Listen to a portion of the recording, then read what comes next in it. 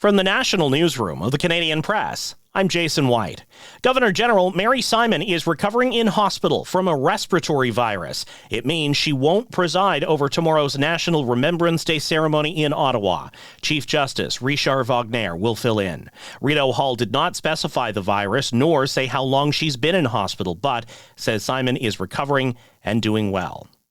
Canadians will find out later this week which projects will be referred to the government's Major Projects Office. Prime Minister Mark Carney says the next tranche of projects to be referred for fast-tracking will be announced Thursday. This is not a one and done. It's not one round of projects and then we move forward with those. This is a living list. We develop more. We've got big strategies that then also have implications for provinces across the countries. So far, none of the projects referred to the Major Projects Office have been given the National Interest designation for fast-tracking. A measles outbreak that began last fall in New Brunswick has led to Canada losing its measles-free status.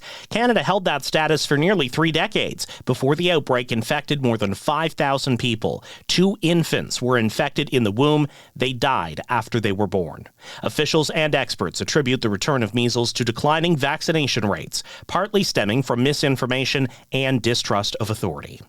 A judge has deemed there's no hope of rehabilitation in sentencing a Quebec man who killed a 10-year-old girl in 1994. Réal Courtemanche was already in prison for other crimes when he admitted the evidence proves he murdered Marie Chantal Desjardins. The judge says imposing the maximum sentence is justified because of the victim's young age and vulnerability, as well as the attack's savage nature. Foreign Affairs Minister Anita Anand will welcome her G7 counterparts in Niagara this week, including U.S. Secretary of State Marco Rubio. The Canada-U.S. relationship has been strained under President Donald Trump's tariffs and threats of annexation, but Anand says Rubio has never engaged in 51st state talk with her. He has not raised this with me verbatim or even insinuated it. We are on a playing field where we want to engage on the crucial issues. She says all G7 partners are coming to the table in good faith to talk about shared economic and security challenges. These eyes.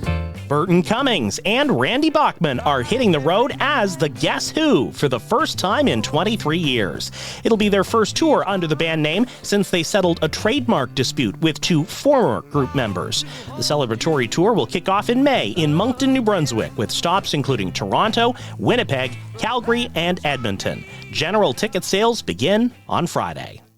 This is the Canadian Press. In sports, the Edmonton Oilers have placed veteran forward Ryan Nugent-Hopkins on injured reserve with an undisclosed injury. The Oilers host Columbus tonight.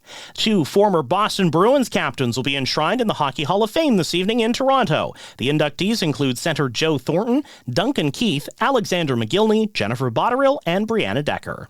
Natty Neidhart has released a memoir on her life growing up in pro wrestling royalty. As a member of Calgary's Hart family, she says the last heart beating does not shy away from the hard parts of her life. My real life has ups and downs and highs and lows and everything in between, but if I'm deciding that I'm going to write a book and I'm not going to share those hard times and not really be raw and vulnerable and emotional and real, then I shouldn't do the book. Neidhart is the daughter of WWE Hall of Famer Jim the Anvil Neidhart and the niece of Bret the Hitman Hart, Owen Hart, and the British Bulldog Davey Boy Smith.